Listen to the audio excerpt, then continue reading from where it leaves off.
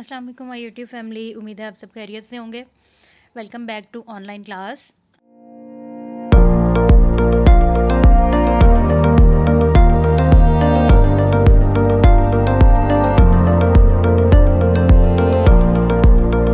आज हम topic start करें डाइजेशन का, जिसमें हम बहुत जनरल सी डाइजेशन का प्रोसेस देखेंगे। अभी हम किसी डिटेल में नहीं जा रहे, ताकि आपको थोड़ा सा इंट्रोडक्शन हो जाए और उसकी समझ आ जाए, नोहा हो जाए कि डाइजेशन क्या होता है। इसके अंदर हम डिफरेंट डेफिनेशन देखेंगे डाइजेशन की। आपको इसमें से जो अच्छी लगे आप वो अपने पेपर में राइट डाउन कर सकते हैं।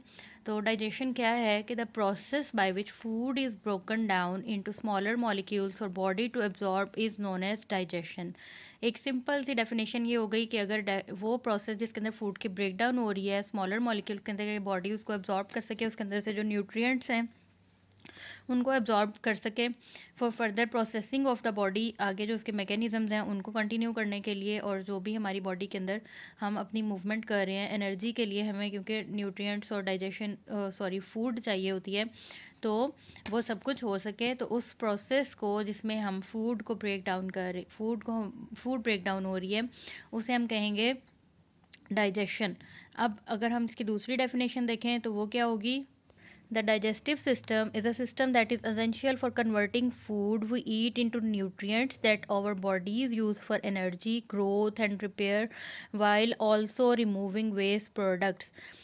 अब मैं वही बात है जो मैंने एक्सप्लेन की, लेकिन उसको एक डेफिनेशन की फॉर्म में लिखा हुआ है कि एसेंशियल है कि क्या डाइजेस्टिव सिस्टम किसके लिए, कन्वर्टिंग फूड इनटू न्यूट्रिएंट्स जो हमारी बॉडी एनर्जी के लिए यूज़ करती है, किसके लिए, और ग्रोथ के लिए, रिपेयर के लिए, और फिर जो उसमें से वेस्ट मटेरियल होता है वो रिमूव आउट भी हो जाता है। अब एक्सक्रीशन का जो प्रोसेस है वो एक पिछले लेक्चर में आपको बताया भी गया हुआ है। आप वहाँ जाके एक्सक्रीशन के प्रोसेस को देखते हैं, जो कि एक्सक्रीटरी सिस्टम एक टोटली अलग सिस्टम है, जहाँ से हमारी बॉडी से फीकल वेस्ट जो है वो रिमूव आउट होता है। एक्सक्रीटरी वेस्ट रिमूव आउट होगा तो डाइजेस्टिव सिस्टम ने डाइजेस्ट करवाना है और उसको एब्जॉर्ब करवाना है, किसके लिए? एनर्जी, ग्रोथ, रिपेयर के लिए बॉडी की, और फिर उसमें से वेस्ट मटीरियल को रिमूव आउट करवा देना है। तो इसको हम स्टेप बाय स्टेप भी आगे देखेंगे। पहले हम उससे पहले तीसरी डेफिनेशन देख लेते हैं। थर्ड डेफिनेशन क्या होगी कि human digestive system is a complex series of organs that work together to break down food, absorb nutrients, eliminate waste. अब क्या है कि ह्यूमन डाइजेस्टिव सिस्टम एक कॉम्प्लेक्स सीरीज ऑफ ऑर्गन्स है, डिफरेंट ऑर्गन्स इसके अंदर इन्वॉल्व होते हैं।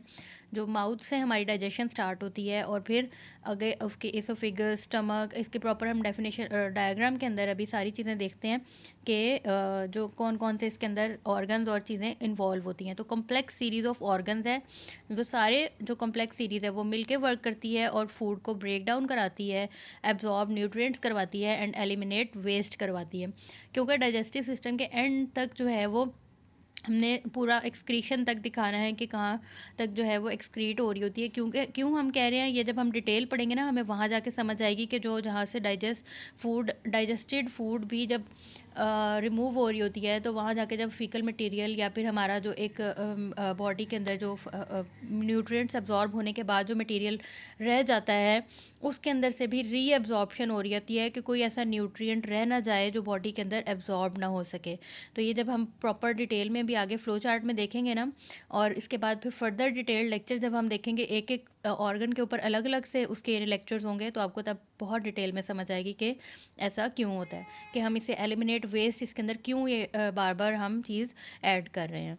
अच्छा जी, आपने मेरी डायग्राम के ऊपर बिल्कुल भी नहीं जाना, क्योंकि यहाँ पे डायग्राम कोई बहुत अच्छी नहीं बनी हुई, लेकिन आपको समझ आ रही है तो इट्स इनफ।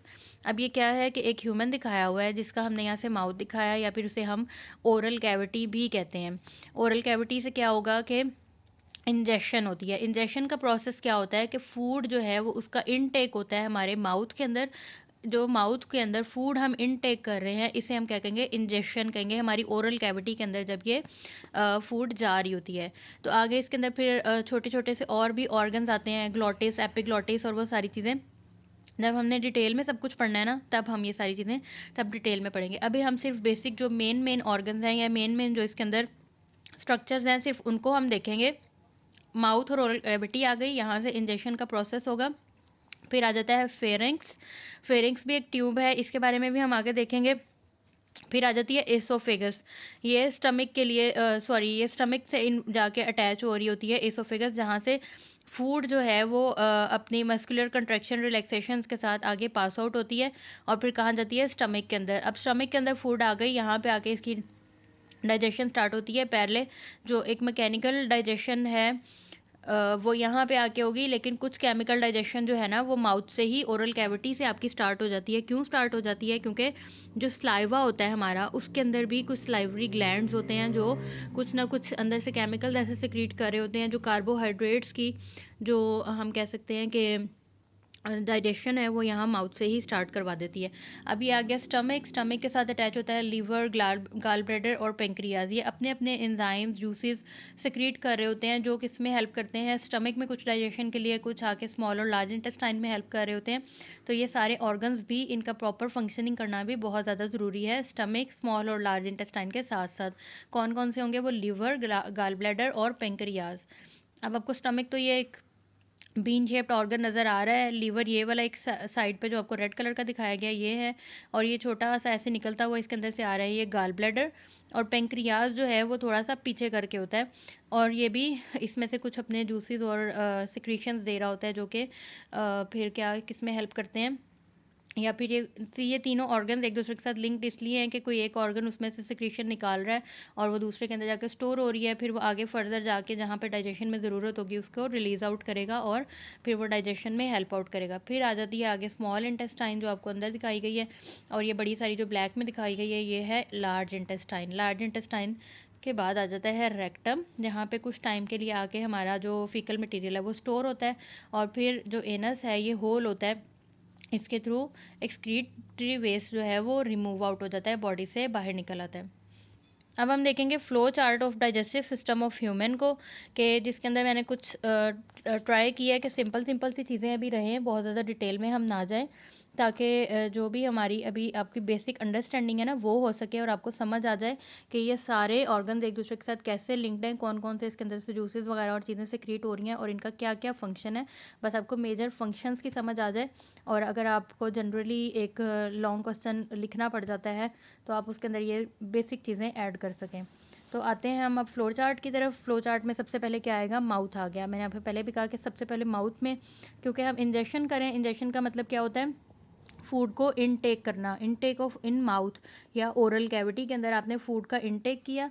अब यहाँ पे क्या होता है कि फूड जो है वो हम च्यू करते हैं, हम चबाते हैं और मिक्स करते हैं विद स्लाइवा। उसके अंदर स्लाइवा मिक्स होना, ऑब्वियसली हमारे माउथ के अंदर अगर स्लाइवा है तो वो फूड के साथ तो मिक्स होगा ही। अब इसके अंदर क्या होता है कि स्लाइवा के अंदर कुछ स्लाइवरी इंजाइम्स होते हैं, जो माइलेज एंजाइम होते हैं, जो किसकी डाइजेशन कराती है? कार्बोहाइड्रेट्स की डाइजेशन स्टार्ट करवा देते हैं। ठीक है, फूड जैसे ही आपने इंजेस्ट की अपनी ओरल कैविटी में, माउथ के अंदर वो आई, च्यू की आपने, वो मिक्स हुई स्लाइवा के साथ। स्लाइवा के अंदर एंजाइम्स होते हैं, amylase enzyme to begin the carbohydrate digestion. अब आगे आता है अगला जो अभी इसके अंदर बहुत सारे और वो फेरेंक्स, ग्लोटिस, एपिग्लोटिस और वो सब चीज़ें भी होंगी, तो वो जब हम डिटेल्ड देखेंगे ना उसके अंदर आपको प्रॉपर वो बना के दिखाया जाएगा और समझाया जाएगा। क्योंकि वो एक जब फूड अंदर आई है तो एक ग्लोटिस, एपिग्लोटिस ओपन और क्लोज होंगे, वहाँ से फूड फिर प्रॉपर एक सेफ प्रोटेक्टिव वे में इसोफेगस की तरफ मूव करवाई जाती है मस्कुलर मूवमेंट्स के साथ। वेवी मूवमेंट्स होती हैं, वेव लाइक मसल कंस्ट्रक्शंस होती हैं, कॉन्ट्रैक्शंस होती हैं, एसोफेगस के अंदर ये हो रही होती हैं। अब अगला माउथ से आ गई एसोफेगस के अंदर। अब ये एक मस्कुलर ट्यूब है जो कि क्या करती है? Move the food from the mouth to the stomach via peristalsis. Peristaltic movement हो रही होती है, ये बात बहुत इंपॉर्टेंट है। यहाँ पे अक्सर एमसीक्यूज़ में या फिर पेरिस्टॉल्टिक मूवमेंट क्या होता है ये शॉर्ट क्वेश्चन भी पूछ लिया जाता है, तो आपने इसको बताना है कि ईसोफेगस के अंदर हो रही होती है, पेरिस्टाल्टिक मूवमेंट होती है। कैसे होती है वो मैं आपको भी डायग्राम छोटी सी एक बना के दिखाती हूँ कि ईसोफेगस के अंदर पेरिस्टाल्टिक मूवमेंट के थ्रू फूड उस ट्यूब के अंदर से माउथ से स्टमक में पास आउट करवाई जाती है। पेरिस्टाल्टिक मूवमेंट क्या होती है? वेव लाइक मस्कुलर कंट्रैक्शन होती है। वेव लाइक कैसे होती है कि इन केस अगर ये एक हमारा सिंपल एसोफेगस है, ठीक है, अब इसके अंदर आई फूड आएगी तो क्या होगा? इस तरह से मस्कुलर कंट्रैक्शंस, रिलैक्सेशन हो रही होती हैं और फूड जो है वो मूव आउट करती है। अब ये वेव लाइक मूवमेंट हो रही है और फूड वहाँ से लेकर यहाँ नीचे तक ट्रांसफ़र हो जाएगी, और फिर यहाँ आगे अगर हमारा स्टमक है तो वो स्टमक के अंदर पास आउट हो जाएगी। यहाँ पे भी फिर आगे डिफरेंट स्पिंक्टर मसल्स होते हैं जो कि ओपन क्लोज होते हैं और इसकी एंट्री और जो है वो बैक फ्लैश और इन सब चीज़ों में हेल्प आउट करते हैं। जबकि ये सारी चीज़ें मैंने आपको पहले ही बता दी हैं कि हम इसको नेक्स्ट फर्दर डिटेल लेक्चर में पढ़ेंगे। अभी हम सिर्फ ये देख रहे हैं कि इनके फंक्शंस क्या क्या हैं और क्या क्या इनके अंदर जो है वो और सिक्रीशंस हो रही हैं जो किसमें डाइजेशन में हेल्प आउट कर रही हैं। तो gastric juices containing HCl and enzymes. Gastric juices अब जो है उसके अंदर क्या होता है, स्टमक के अंदर क्या होता है कि गैस्ट्रिक जूसेस होते हैं जिसके अंदर HCl और डिफरेंट एंजाइम्स होते हैं। अब इसके अंदर मेनली क्या है कि पेप्सिन क्या करता है, ब्रेक डाउन ऑफ प्रोटीन करता है, forming a semi liquid substance called crime.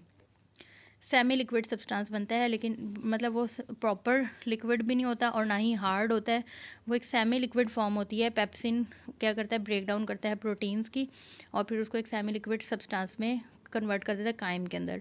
जैसे अगर हम वॉमिट वगैरह करते हैं तो जब हम वो हमारी एक फूड बाहर आती है तो उसको हम कह सकते हैं कि वो एक सेमी लिक्विड फॉर्म होती है फूड की, जो काइम होती है जो रिलीज़ आउट होती है। फिर अगला स्टमक से आ जाती है इंटेस्टाइन के अंदर। अब स्मॉल इंटेस्टाइन के जो है ना वो तीन पार्ट्स हैं, ड्यूडिनम, जेजिनम और इलियम। अब इन तीनों के अलग अलग अपने अपने फंक्शन हैं, ठीक है, वो भी हम देखते हैं। इसके साथ साथ अटैच क्या होता है स्मॉल इंटेस्टाइन के साथ, लीवर, गाल ब्लैडर और पेंक्रियाज। ये हमने यहाँ पे भी देखा था ना कि यहाँ पे स्टमक था और इसके साथ लीवर, गाल ब्लैडर और पेंक्रियाज अटैच थे। और फिर ये सारे मैंने आपको ये भी बताया कि इनकी अपनी अपनी सेक्रेशंस हैं जो कि हेल्प आउट कर रही हैं किसको, स्टमक और स्मॉल इंटेस्टाइन, लार्ज इंटेस्टाइन के डाइजेशन के अंदर। पहले हम देखेंगे कि ड्यूडिनम, जेजिनम और इलियम ये तीनों क्या हैं। अब ड्यूडिनम जो है ये सारे जो है वो क्या क्या हेल्प आउट कर रहे हैं स्मॉल इंटेस्टाइन के अंदर। ड्यूडिनम जो है वो ब्रेक डाउन करती है किसकी, फैट्स की, ठीक है, फैट्स की ब्रेक डाउन हुई, कार्बोहाइड्रेट्स की और इन सब चीज़ों की। ड्यूडिनम के अंदर सारी इसकी ये हो जाएगा, ठीक है, ब्रेक डाउन ऑफ फैट्स और कार्बोहाइड्रेट्स। जेजिनम क्या करेगी, एब्जॉर्प्शन ऑफ न्यूट्रिएंट्स। अब यहाँ ब्रेक डाउन हुई, सारा कुछ हुआ, टूट फूट हो गई सारी। अब इसने क्या करवाना है, जेजिनम करवाएगी न्यूट्रिशन जो इसने ब्रेक डाउन किए उनको ब्लड स्ट्रीम के अंदर मूव करवाएगी कि वो आगे ब्लड स्ट्रीम के अंदर जाएं और फिर वो बॉडी की फंक्शनिंग में हेल्प कर सकें। एब्जॉर्प्शन ऑफ इलियम जो है वो क्या करेगी, continuous absorption of nutrients specially vitamin and bile salts.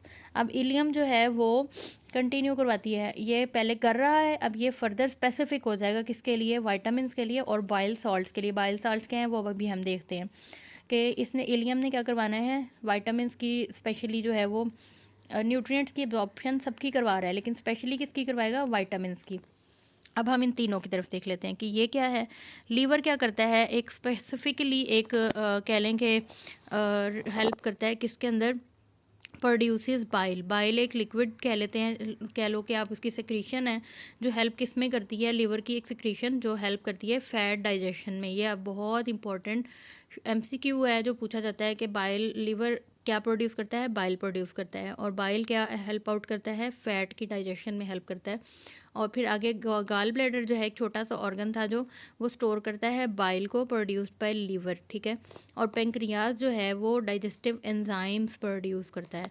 Liver और गाल ब्लैडर एक दूसरे के साथ लिंक्ड हैं, ये आपने याद रखनी है चीज़, क्योंकि लिवर क्या है वो प्रोड्यूस कर रहा है बाइल को और जो गाल ब्लैडर है वो स्टोर कर रहा है बाइल को। तो ये बहुत इंपॉर्टेंट एक शॉर्ट क्वेश्चन भी आ सकता है, एक MCQ के तौर पे भी ये चीज़ें घुमा फिरा के पूछ ली जाती हैं। तो आपको ये चीज़ पता होनी चाहिए कि लिवर और गाल ब्लैडर, लिवर प्रोड्यूस कर रहा है, गाल ब्लैडर उसको स्टोर करेगा बाइल प्रोडक्शन को, और जो पेंक्रियाज है वो कुछ डाइजेस्टिव एंजाइम्स प्रोड्यूस करता है ताकि वो आगे हेल्प कर सके फर्दर।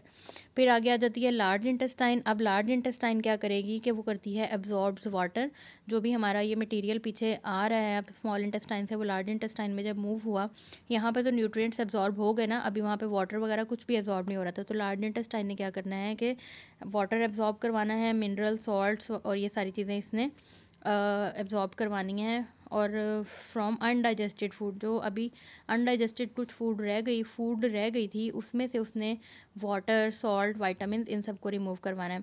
और इसके अंदर कुछ ऐसे बैक्टीरियाज भी मौजूद होते हैं जो कि डाइजेशन में हेल्प करवा रहे होते हैं, जो हार्मफुल नहीं होते बल्कि बेनिफिशियल होते हैं क्योंकि वो डाइजेशन में हेल्प करवा रहे हैं, ठीक है। अब अगला ऑर्गन आ जाता है लार्ज इंटेस्टाइन के बाद रेक्टम। मैंने आपको बताया था कि यहाँ पे फूड कुछ टेम्परेरीली जो है वो स्टोर होती है। स्टोर्स अनडाइजेस्टेड फूड या फूड वेस्ट या faeces until ready to be excreted. जो मतलब आगे अगर मसल्स ओपन हो जाते हैं तो फिर ये क्या करेगा, एनस के थ्रू फीसेस जो है वो एक्सपेल आउट हो जाएंगे from the body during defecation. तो it's all about generally human digestive system के माउथ से स्टार्ट हुई, ओरल कैविटी, माउथ और ओरल कैविटी, ठीक है। इसमें हम जब हम डाइजेशन वगैरह के बारे में पढ़ते हैं तो वो माउथ और ओरल कैविटी दोनों चीज़ें इसके अंदर मतलब बेसिकली ओरल कैविटी जो है ना वो नेम दिया जाता है डाइजेस्टिव सिस्टम के अंदर। तो माउथ से आया एसोफेगस, एसोफेगस से स्टमक, स्टमक से small intestine, large intestine, rectum, anus. Mouth से इंजेक्शन स्टार्ट हुई, वहाँ पे उसकी जो है वो कार्बोहाइड्रेट्स की डाइजेशन होगी। फिर एसोफेगस के अंदर पेरिस्टॉल्टिक मूवमेंट होती है जो जिससे फूड आगे फर्दर स्टमक की तरफ जो है मूव करवाई जाती है। वहाँ पे फिर क्या होता है कि गैस्ट्रिक जूसेस वगैरह सिक्रीट होते हैं, एंजाइम्स होते हैं और ब्रेक डाउन ऑफ प्रोटीन्स होती है। और इसके अंदर एक इम्पॉर्टेंट केमिकल जो एक सेमी लिक्विड फॉर्म बनती है जिसे हम कहते हैं काइम। फिर स्मॉल इंटेस्टाइन है जिसके अंदर 3 उसके पार्ट्स हैं, ड्यूडेनम, जेजुनम, इलियम। पहले में ब्रेक डाउन ऑफ फैट्स हो रही होती है, दूसरे में एब्जॉर्प्शन इनटू न्यूट्रिएंट्स हो रही, न्यूट्रिएंट्स इनटू ब्लड स्ट्रीम हो रही होती है। और ये क्या करता है, एब्जॉर्प्शन ही करवाता है लेकिन स्पेसिफिकली वाइटामिन और बाइल सॉल्ट्स की। बाइल सॉल्ट्स कहाँ से आएंगे, जो लिवर प्रोड्यूस कर रहा होता है बाइल को, उसके अंदर कुछ सॉल्ट्स भी होते हैं। तो जो इलियम है वो हेल्प करवाती है इसके बाइल सॉल्ट्स की न्यूट्रिएंट्स की एब्जॉर्प्शन के अंदर, ठीक है, इनटू द बॉडी और ब्लड स्ट्रीम। गाल ब्लैडर क्या करता है, स्टोर करता है एक्स्ट्रा जो भी बाइल प्रोड्यूस हो जाएगा उसको, ताकि वो फर्दर डाइजेशन में हेल्प कर सके। पेंक्रियाज भी कुछ डाइजेस्टिव एंजाइम जो है वो रिलीज़ करता है, प्रोड्यूस करता है, ताकि वो हमें हेल्प कर सकें डाइजेशन के अंदर। फिर उसके बाद लार्ज इंटेस्टाइन आ जाती है। लार्ज इंटेस्टाइन क्या करती है कि जो वाटर सॉल्ट में वाइटामिन वगैरह रह जाते हैं उनको फर्दर रीअब्जॉर्ब करवाती है। और इसके अंदर जो है कुछ बैक्टीरिया भी होते हैं जो कि बेनिफिशियल बैक्टीरिया हैं जो डाइजेशन में हेल्प कर रहे होते हैं, तो वो भी यहाँ पे रह रहे होते हैं। फिर आगे लार्ज इंटेस्टाइन से फूड आगे रेक्टम में। रेक्टम में जो है ना वो अनडाइजेस्टेड फूड वेस्ट होता है जो कि एब्जॉर्ब नहीं होगा या फिर अनडाइजेस्टेड होता है, तो वो बॉडी से रिमूव आउट करवा दिया जाता है in the form of faeces until ready to be excreted. अब यहाँ पे आके वो कुछ टाइम के लिए स्टोर हो जाएगा। फिर अगर बाद में faeces are expected through it from body during defecation, जब डेफिकेशन होगी, जब आपको नीड होगी कि आप अब आपकी बॉडी से वेस्ट मटेरियल जो है वो रिमूव हो जाना चाहिए, तो एनस के थ्रू वो बॉडी से वेस्ट मटेरियल रिमूव आउट हो जाएगा। And that's about totally about the human digestive system, जो कि यहाँ पे आपको डायग्रामेटिकली भी दिखाया गया है और प्रॉपर फ्लो चार्ट में भी कि बेसिक फंक्शन क्या है डाइजेस्टिव सिस्टम का, जस्ट अभी आपको वो बताया गया है। इसके अलावा अभी हमने इसमें डिटेल्ड कुछ भी नहीं पढ़ा। डिटेल्ड हम चीज़ें सारी जब हम एक एक सारी चीज़ को अच्छे तरीके से देखेंगे तो तब पढ़ेंगे। अच्छा जी, तो हम अगर यहाँ पे बात करें ना टाइप्स ऑफ डाइजेशन की, पहले हमने डाइजेशन की डेफिनेशन वगैरह देखी थी। तो अगर हम देखते हैं मैकेनिकल डाइजेशन और केमिकल दोनों तरह की डाइजेशन हो रही होती है, ये आपने देख लिया होगा कि मैकेनिकल डाइजेशन क्या होती है, break down of food in mouth, जो फूड माउथ के अंदर हो रही होती है, यानी जैसे हम फूड को इनटेक करते हैं तो च्यू करते हैं ना, हम फूड को चबाते हैं, तो वो हमारी क्या है, मैकेनिकल डाइजेशन के अंदर आता है। और केमिकल डाइजेशन क्या होती है कि फूड की ब्रेक डाउन लाइक सलाइवा या फिर एंजाइम्स और सिक्रीशंस के थ्रू जो भी हो रहा होता है, उन ये वाली डाइजेशन जहाँ पे केमिकल्स इन्वॉल्व हैं उसे हम क्या कहेंगे, केमिकल डाइजेशन, जिसमें एंजाइम, डाइजेस्टिव जूसेस और सिक्रीशंस इन्वॉल्व होंगी, ठीक है। तो ये था सारा टोटल डाइजेशन के बारे में, जिसने हमने 2-3 डेफिनेशंस देखी, जनरल डेफिनेशन देखी, फिर उसके बाद एक थोड़ी सी और हमने क्या कह सकते हैं कि डिटेल्ड डेफिनेशन, फिर उसके बाद एक तीसरी डेफिनेशन देखी जो ऑलमोस्ट कंप्लीट डेफिनेशन थी। अगर आप इसको भी लिख देंगे तो इसके साथ फिर आपने साथ इसकी 2 टाइप्स भी बता देनी है कि there are 2 types of digestion, mechanical और केमिकल डाइजेशन। और फिर उसके बाद अगर चाहें तो आप साथ ये छोटी सी डायग्राम भी बना सकते हैं इस तरह की, ताकि एक प्रॉपर वहाँ पे शो हो जाए कि ये एक जनरल सा ह्यूमन डाइजेस्टिव सिस्टम है। और अगर आपसे लॉन्ग क्वेश्चन आता है तो आप जनरलाइज्ड ये सारी चीज़ें भी लिख सकते हैं, लेकिन जब फर्दर आगे हम अभी डिटेल में ये सारा प्रोसेस देखेंगे ना तो आपको तब समझ आएगी कि इसके अंदर अभी बहुत सारी चीज़ें ऐड होने वाली हैं और इतनी छोटी छोटी डिटेल्स हैं जो कि बहुत ज़्यादा ज़रूरी भी हैं जब हम लॉन्ग क्वेश्चन के लिए लिखते हैं। लेकिन लॉन्ग क्वेश्चन आपको कभी भी इकट्ठा ऐसा पूरा डाइजेस्टिव सिस्टम का नहीं आएगा, क्योंकि ये बहुत लॉन्ग हो जाता है। तो कई दफ़ा लार्ज इंटेस्टाइन की डाइजेशन पूछ ली जाती है, कई दफ़ा स्टमक की भी पूछ ली जाती है। तो ये इसके डिफरेंट क्वेश्चन आते हैं जिनको हम फर्दर फिर आगे देखेंगे, जब पढ़ेंगे तो हमें वो प्रॉपर समझ आएगी कि किस तरह से हमने। लेकिन अगर आपसे जनरली एक पूछा जाता है ना कि ह्यूमन डाइजेस्टिव सिस्टम के बारे में, तो अगर आप इतना भी लिख देंगे तो that's really enough for a question of 5 marks और मोर देन दैट। प्रॉपर अगर डाइजेस्टिव सिस्टम के बारे में आता है। लेकिन अगर किसी एक स्पेसिफिक ऑर्गन की डाइजेशन के बारे में आएगा तो उसके अंदर फिर हम डिटेल्ड प्रॉपर डाइजेशन पढ़ेंगे और वो सारी चीज़ें लिखेंगे। तो मिलते हैं हम अगले लेक्चर में। Thank you so much. Hope so आपको ये सारी चीज़ें समझ आई हों। अल्लाह हाफिज़। Remember me in your prayers.